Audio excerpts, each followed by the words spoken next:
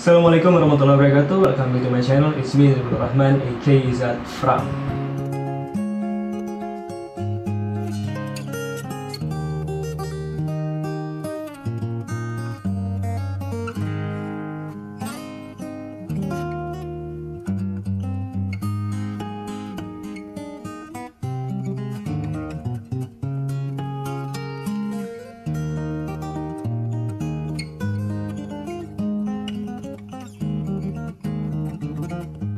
Pernah nggak lu masuk ke sebuah masjid dan sebelum lu masuk ke pintunya, lu harus ngelewatin kolam yang ada airnya mengalir dan airnya itu cetek, paling nggak di atas mata kaki lu dikit lah.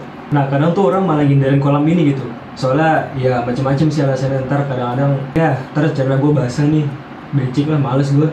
Padahal mah ya ilah, lebay lu. Nah sebenarnya di balik kolam ini ada filosofinya nih men.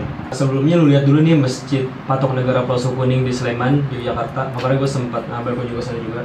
Jadi masjid ini tuh dikelilingin sama kolam dan air itu mengalir di sini. Jadi lu bakal ketemu sama ikan-ikan di sini karena kan ikan itu juga perlu oksigen. Yang oksigen itu ada kalau airnya mengalir, dan air mengalir ini bukan dari pompa atau mesin, tapi dia dari aliran sungai.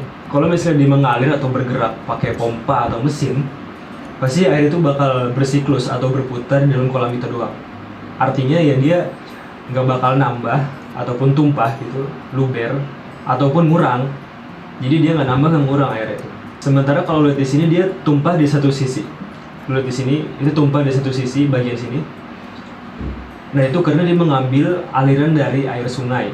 Ketika penuh dia akan tumpah. Dan ini sebenarnya udah penuh terus, makanya dia tumpah. Nah itu secara teknisnya. Secara filosofinya, ini kalau udah ngomong filosofi ini udah berat gitu, udah puyeng aja bawaannya. Jadi kalau kita menilik dari sejarah dulu, tanah Jawa itu kan banyak dikuasai oleh para wali. Jadi tiap-tiap daerah pasti punya walinya sendiri. Nah para wali itu ketika dia akan masuk ke pintu masjid, yang pertama harus bersih itu adalah kakinya dulu. Beda kan kalau kita masuk ke rumah makan sekarang nih, ya kita pasti yang dikasih air kobokan dulu kan. Aneh aja ya kan, kalau misalnya masuk ke rumah makan tapi lu cuci kaki gitu. Kan kita kalau masuk masjid itu dalam kondisi nyeker kan. Jadi yang pertama harus bersih itu emang kaki dulu. Jadi bahkan sebelum masuk ke tempat wudhu pun lu harus lewatin kolam itu dulu. Kadang sih ada masjid yang menerapkan kayak gitu. Jadi sebelum masuk ke tempat wudhu ada kolam, dan sebelum berpindah dari tempat wudhu ke masjid itu ada kolam lagi. Jadi 2 kali. Nah fungsinya itu nggak lain adalah untuk memastikan ketika kita masuk ke tempat yang lebih suci atau lebih sakral, kaki itu adalah posisi bersih. Istilahnya itu jalurnya emang kayak gitu. Jadi sebelum masuk pintu ya lu wajib bersihin kaki dulu. Itu bukan pilihan, tapi harus. Nah beberapa bangunan selain masjid yang masih kental sama tradisi Jawanya juga menerapkan kolam-kolam kayak gini sebelum pintu masuknya. Contohnya kayak di Keraton Kanoman itu ada bangunan Witana. Di depan pintunya itu ada kolam yang fungsinya buat membersihin kaki itu juga. Tapi kolam ini agak dalam, mungkin sebetis gitu ya. Jadi orang kalau masuk itu kalau pakai sarung agak diangkat dulu langsung sarungnya. Lu pakai celana jeans, angkat dulu celana jeans lu tuh. Nah terus ada juga tentang ukiran nih. Gue masih penasaran tentang ukiran juga. Pasti lu kalau misalnya ngelihat bangunan-bangunan khas Jawa, terutama bangunan-bangunan formal gitu kan, bangunan keraton misalnya, bangunan masjid, pokoknya yang kesannya formal lah. Nah biasanya ukiran itu adanya di pintu atau di dinding sebagai ornamen atau penghias. Ya karena ukiran itu adalah sebagai estetika, dan estetika itu dibuat emang untuk diperlihatkan. Tapi kayak jarang juga ada beberapa gue temukan ukiran itu adanya di elemen struktur. Padahal struktur itu kan jarang orang ngeliat gitu, karena emang bukan buat diekspos struktur itu.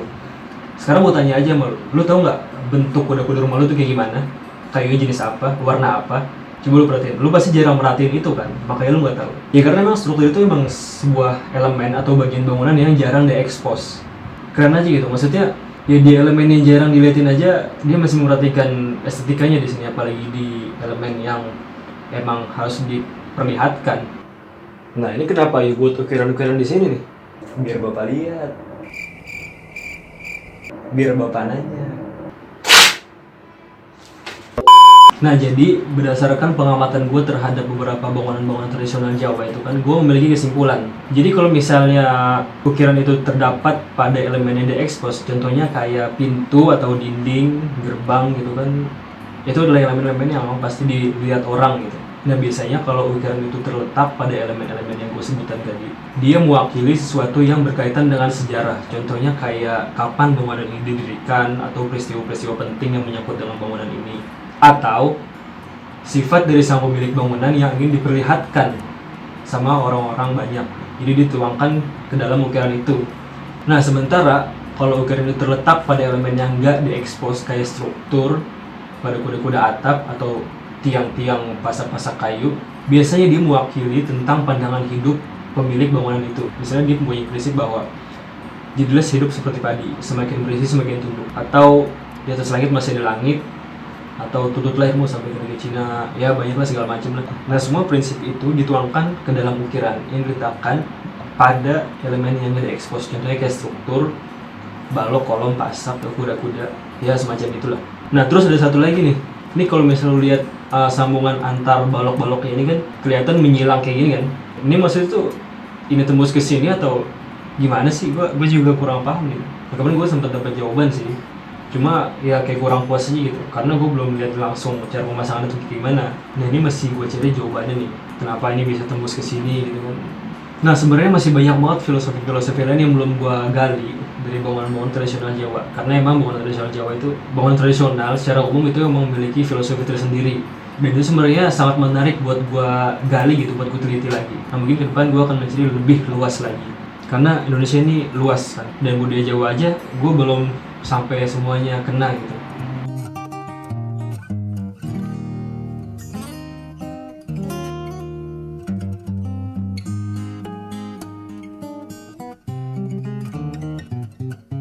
Oke, sekian buat video gue kali ini, semoga bermanfaat. Jangan lupa like, comment, dan subscribe. Thanks for watching. Assalamualaikum warahmatullahi wabarakatuh. See you next time.